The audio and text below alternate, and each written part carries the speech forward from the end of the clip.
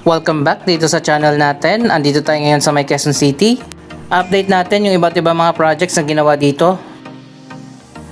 Andito na tayo sa may Philcoa. Ito na pala, patapos na ang Philcoa PUV stop.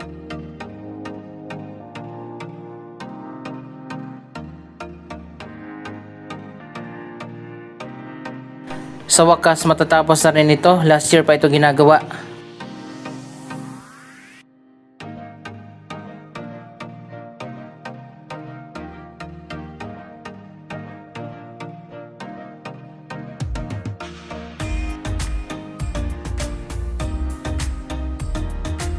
Yung kabilang bus stop naman patapos na rin. Walking distance lang din ito sa University Avenue Station ng MRT7.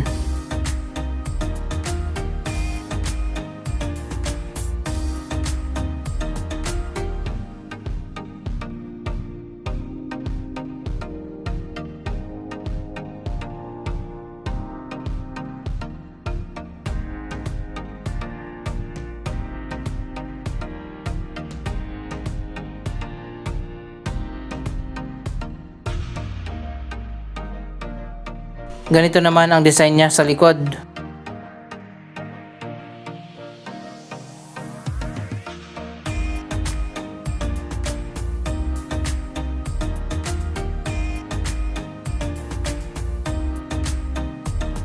Silipin din natin ang progress ng MRT7 University Avenue Station.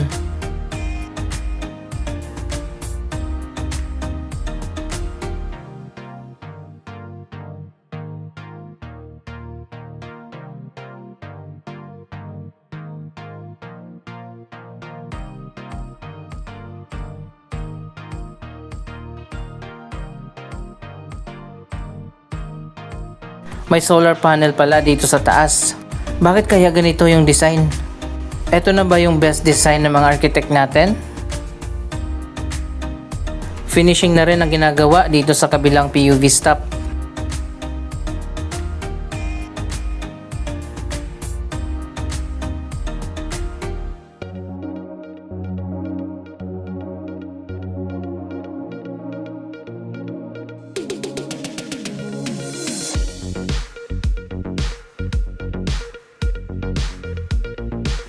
Ayon pa nga sa latest update na nakalap natin, sa kalagitnaan daw ng year 2027, sisikapin na magiging partially operational ang 12 na mga station ng MRT7.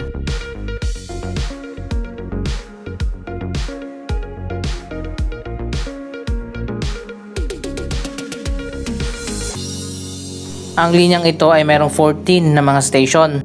Madidelay nga yung dalawang station na matatapos sa year 2028 at 2029, ang Tala Station at ang San Jose del Monte Station sa dulo.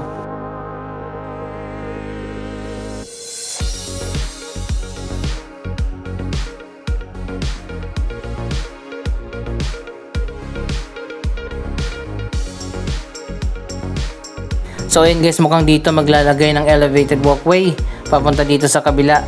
Yan ang magiging daanan ng mga commuters pasakay dyan sa station.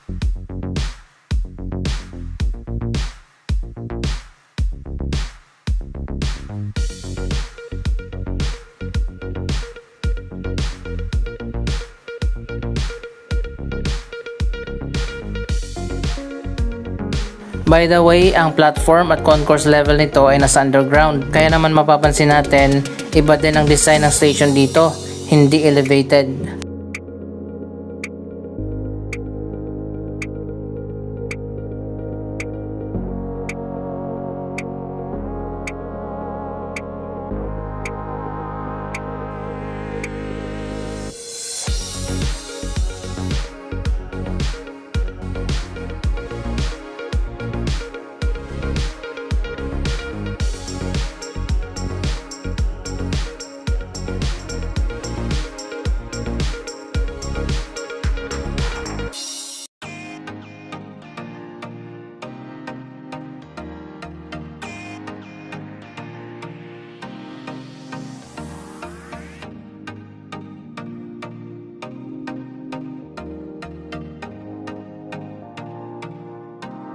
Sana nga maging operational na itong MRT7. Laking ginhawa ng mga commuters, mapapabilis na ang pagbiyahe nila. From Quezon City to North Caloocan to Bulacan.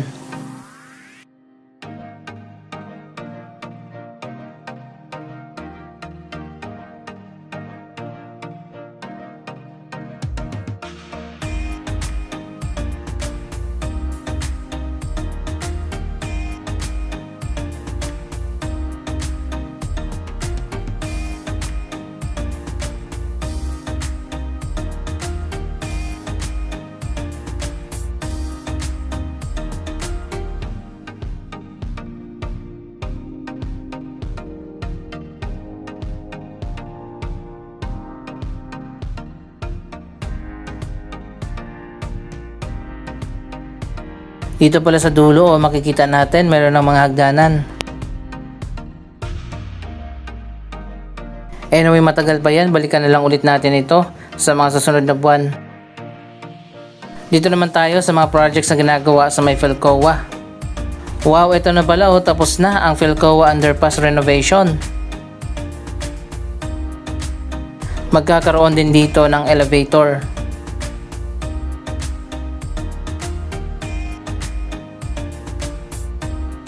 So ayun guys, tapos na nga yung glass na canopy na inilagay dito.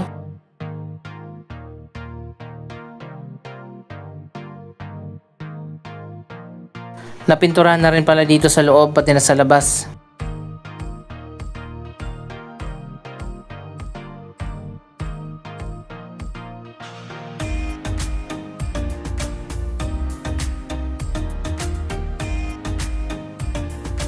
Ganito na dapat ang design ng mga project, modern na.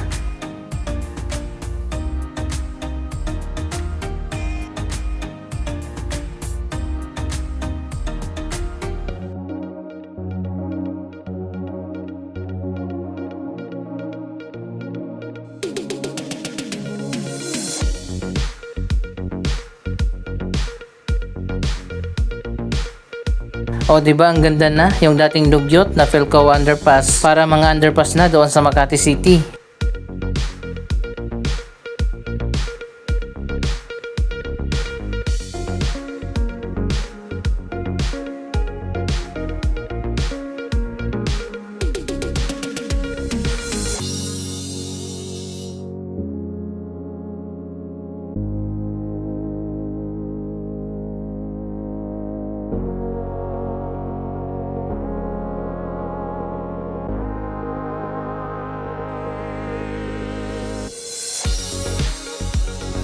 Yung kabila naman ito na nasa loob ng circle, tapos na rin.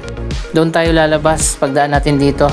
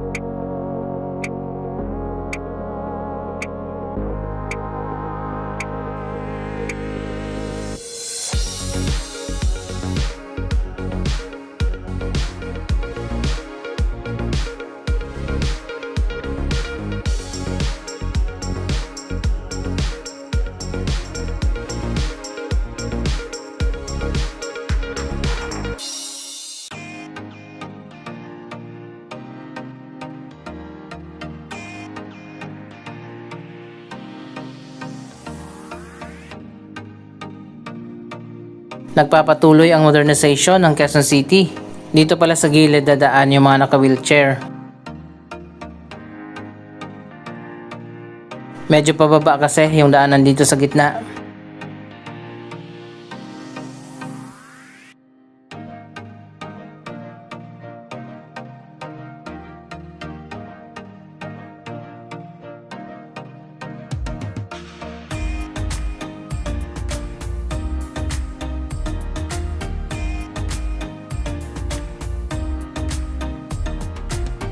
Wow, finally tapos na nga. Nailagay na ang bagong ceiling. Pero mas okay sana kung nilagyan ng mural. Katulad doon sa Quezon City Hall underpass.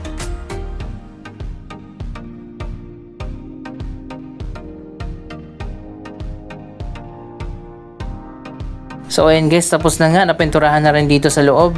Sobrang liwanag na rin dito. Marami na mga ilaw.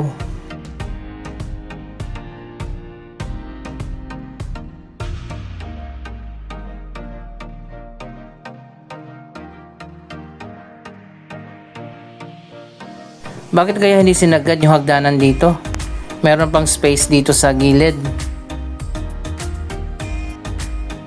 Dito sa kabila, understandable na yan kasi nga dadaan yung mga naka-wheelchair papunta dyan sa elevator.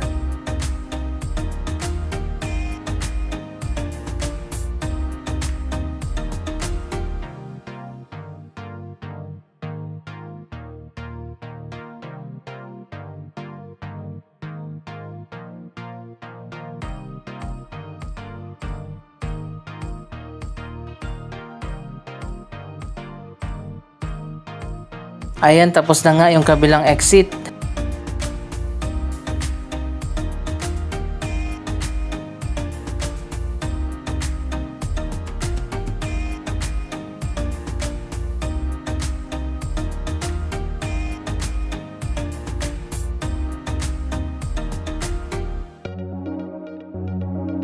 At dito naman yung elevator.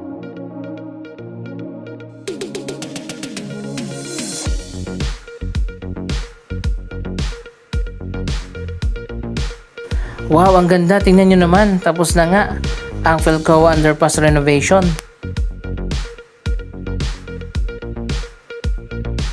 Dapat modern ang design, bagay sa makabagong panahon.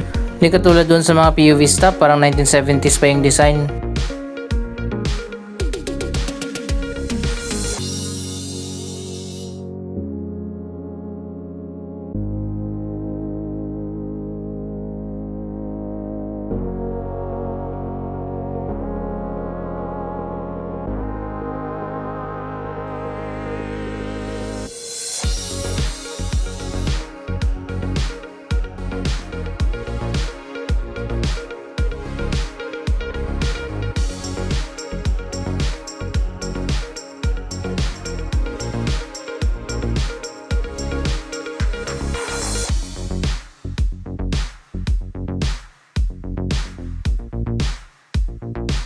Hindi lang ito yung ginagawa dito sa loob ng Quezon City Memorial Circle. Napanood nyo naman siguro yung mga update natin nitong mga nakarang buwan. Napakaraming mga projects dito sa loob. Mga bagong sports facilities ang tinatayo ngayon, mga bagong open park, garden at marami pang iba.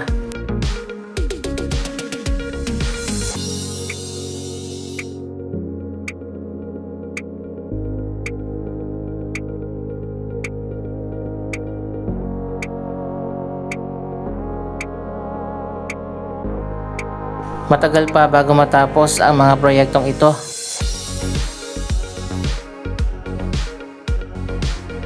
Babalikan na lang ulit natin ito sa mga susunod na buwan. Kaka-update lang din natin dito last month.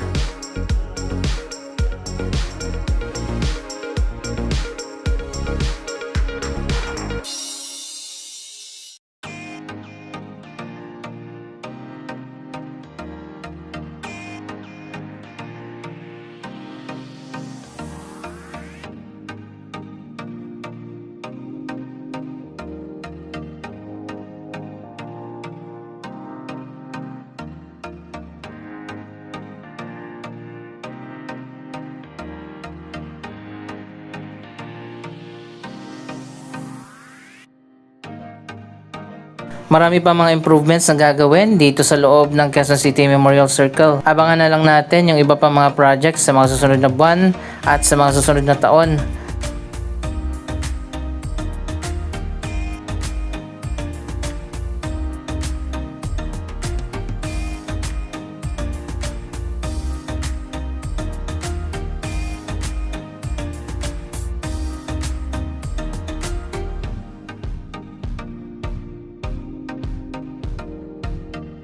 Anong masasabi nyo sa mga proyektong ito? Mag-comment lamang dyan sa baba ng inyong mga reaksyon.